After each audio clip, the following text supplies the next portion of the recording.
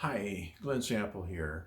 I just wanted to drop in for a second and thank you for being patient with me as I narrate and produce these videos and make it somewhat interesting. I hope you've been enjoying it. I'd like to ask you to stay tuned. At the end of this video, I have a special gift for any new subscribers, and I think you'll like it. It's something that you've probably never seen before. So see you at the end of the movie. Thanks.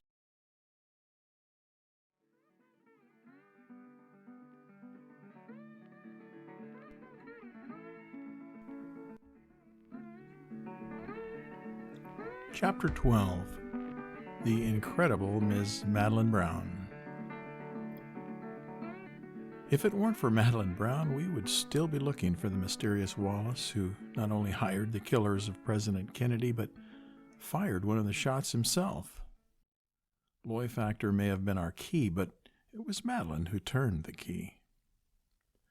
We had spent much time with this Texas legend on the telephone, but when she walked into the meeting room on the 28th floor of the Southwest Hotel Tower in Dallas, we finally got to meet her face to face for the first time.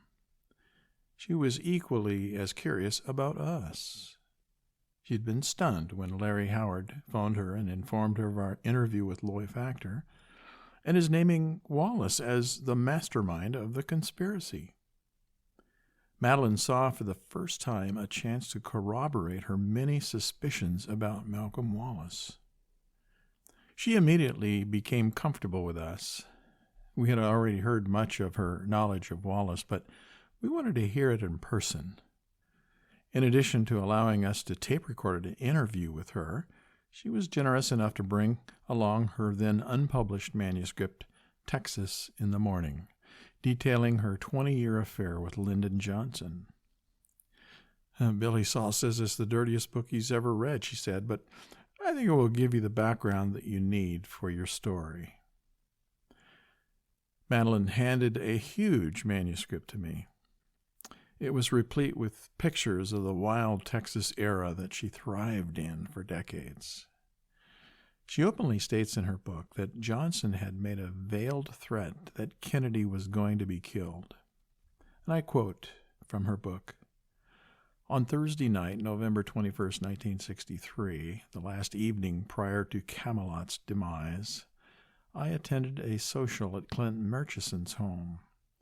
It was my understanding that the event was scheduled as a tribute honoring his longtime friend, J. Edgar Hoover, whom Murchison had first met decades earlier through President William Howard Taft, and his companion, Clyde Tolson. Val M., the society editor for the now-defunct Dallas Times-Herald, unwittingly documented one of the most significant gatherings in American history. The impressive guest list included John McCloy, Richard Nixon, George Brown, R.L. Thornton, H.L. Hunt, and a host of others from the 8F group. The jovial party was just breaking up when Lyndon made an unscheduled visit. I was the most surprised by his appearance, since Jess had not mentioned anything about Lyndon's coming to Clint's. With Lyndon's hectic schedule, I never dreamed he could attend a big party. After all, he had arrived in Dallas on Tuesday to attend the Pepsi-Cola convention. Tension filled the room upon his arrival. The group immediately went behind closed doors. A short time later, Lyndon, anxious and red-faced, reappeared. I knew how secretly Lyndon operated. Therefore, I said nothing, not even that I was happy to see him. Squeezing my hand so hard I felt crushed from the pressure, he spoke with a grating whisper, a quiet growl into my ear, not a love message, but one I'll always remember. After tomorrow, those goddamn Kennedys will never embarrass me again. That's no threat. That's a promise. The next morning, November 22nd, 1963, Madeleine tells of another brief discussion that she had with Lyndon. I had barely eked out the words, "about last night," when his rage virtually went ballistic. His snarling voice jolted me as never before. That son of a B crazy Yarborough and that GD effing Irish mafia bastard Kennedy will never embarrass me again. Madeleine has stuck to her story for many years and continues to this day that say Lyndon Johnson knew what was coming and when. We asked if she had made any references to Wallace in her book. "Oh, yes, he appears in various places throughout the manuscript," she replied. She scanned through a few pages and picked one out, reading it aloud for us from page 84. Malcolm E. Wallace, a former University of Texas student body president who was working as an economist for the Department of Agriculture. He was generally known as Lyndon's boy, a hatchet man like Jess Kellum. Then another quotation from page 90. Malcolm E. Wallace, who left a trail of bloody murders. To many of us, he is still a prime suspect in President Kennedy's assassination. I had met with U.S. Marshal Clint Peoples to discuss Malcolm Wallace because I had witnessed Mac practicing at the Dallas Gun Club. Clint had investigated Wallace's death for years. He was planning to break the case open with proof that Wallace was one of the shooters behind the picket fence overlooking Dealey Plaza. Unfortunately, Clint's untimely death in mysterious circumstances prevented this announcement from ever being made. We found it extremely significant that this had been written by Madeleine over a year before we made contact and interviewed Loy Factor. "With my hand to God," Madeleine said to us, while holding up her right hand, "I've always felt that Mac Wallace was one of the gunmen in Dealey Plaza that day. Billy Saul does too, but he doesn't want to talk about it. I think he knows a lot more than he lets on, and Clint Peoples was convinced of it too." On more than one occasion, we had seen Malcolm Wallace in the company of LBJ. Once, she had caught a glimpse of Johnson, Wallace, Cliff Carter, Jerome Ragsdale, and Jess Kellum together in an executive office of the Johnson broadcast station KTBC in Austin. Wallace, it appeared to Madeleine, was a very low-profile part of Lyndon Johnson's team. She was very convinced that Loy Factor was telling the truth about his involvement with Wallace and the other conspirators, especially when she heard of the circumstances of Loy meeting Wallace at the Rayburn funeral. She explained that Wallace moved in the same circles with Johnson, Sam Rayburn, Amon Carter, Cliff Carter, H.L. Hunt, and Clint Murchison, to name but a few. It would not be surprising that Wallace would attend the funeral of LBJ's good friend and mentor, Sam Rayburn. It would be a perfectly natural place for him to be. Later, Madeleine, in a conversation with Billy Saul Estes, would be told that Wallace and Billy Saul were together at the 1961 funeral of Sam Rayburn. Madeleine was also impressed when we told her about Jack Ruby, as she had known Ruby for several years and used to frequent his club. We recounted Loy's story about Ruby becoming extremely concerned that the motorcade route had been changed a day or so before the assassination, and then Ruth Ann left to check out the rumor. Madeleine told us of her association with Ruby. We used to go up to his club once in a while and drink old Southern peach brandies, the kind that really warm you up on a cold evening. Well, Jack was always glad to see us. He always referred to us as "you classy guys." One night at the Carousel Club, about a week and a half before the assassination, Jack comes over to where I'm sitting with Larry Buchanan, the creative director for our ad agency. He had a map of the presidential motorcade in his hand, and he proceeds to show it off to us. "He had a map of the motorcade route?" Mark asked. He sure did. We always knew that Jack had all the inside scoop on everything that went on in Dallas. He knew everyone in the police department, and we knew he had connections with the mob, too. We used to call him PC, for privileged character. What did he say about the motorcade map? Well, I asked him how in the hell did he get that kind of information, but he just smiled and never answered us directly. It was his way of showing off, letting us know that he had connections. The extent of Jack Ruby's participation in the assassination may never be known beyond what we know from these witnesses.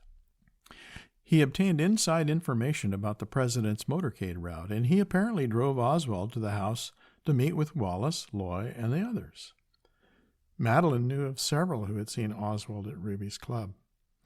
And it was dramatically pointed out to us on an earlier trip to Dallas that Oswald had been stopped by Officer J.D. Tippett halfway between Oswald's rooming house and Jack Ruby's apartment. To many, it appears that Oswald was heading directly to Ruby's. As for Ruby killing Oswald in jail, this again would be attributable to his insider status with the Dallas Police Department. Out by Captain Fritz. There is a prisoner. There is Lee. He's been shot. He's been shot. Lee Oswald has been shot. There's a man with a gun. It's absolute panic. Thus, Ruby's ability to gather sensitive information and his relationship with the Dallas authorities made him a useful part of Wallace's team. One can only guess that Ruby, at Wallace's order, was covering up for the group with the hope that he, like Malcolm Wallace in 1952, would be cleared of charges and soon be a free man. He was scheduled for a retrial in 1967, but died of cancer before it could happen. We can only speculate about what the verdict would have been had he lived to face a new trial. Perhaps one of Ruby's comments to Al Maddox, his jailer, can be better understood in the light of the above. In order to understand the assassination, Ruby said, you have to read the book A Texan Looks at Lyndon. Of course, it is in the above referenced book that the author not only assails Lyndon Johnson's character, but also details the murder of John Kinzer, along with the arrest and strange trial of Malcolm Everett Wallace. Madeleine attempted to arrange an interview with Billy Saul Estes for us, but was unable to contact him. She provided us with his phone number and said that she would tell him to expect a call from us when we returned home from Texas. I called Estes some days later and talked with him at great length, but was unable to elicit any information concerning his relationship with Wallace or LBJ. His only reply was, I just don't talk about those days anymore.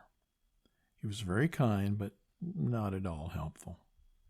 We concluded our interview of Madeleine Brown with a very strong feeling, one that continues to this very day, that individuals like her and Billy Saul Estes need to be given closer attention.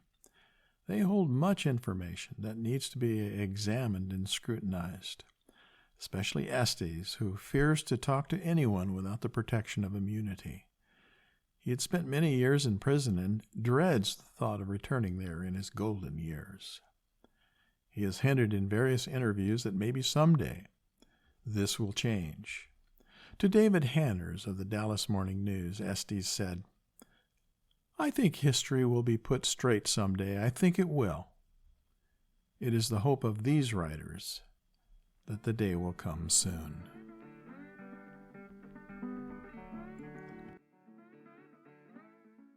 Hi, Glen back again.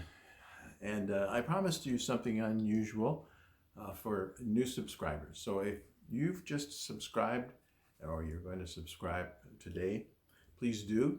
I would like to send you an authentic replica of Jack Ruby's business cards. I'll give you any amount you want, between 1 and 3, let's say. So all you have to do is email me at jackrubiesbusinesscard@gmail.com. That's jackrubiesbusinesscard@gmail.com. Give me your name and your mailing address. I'll send these out right away to you with my thanks.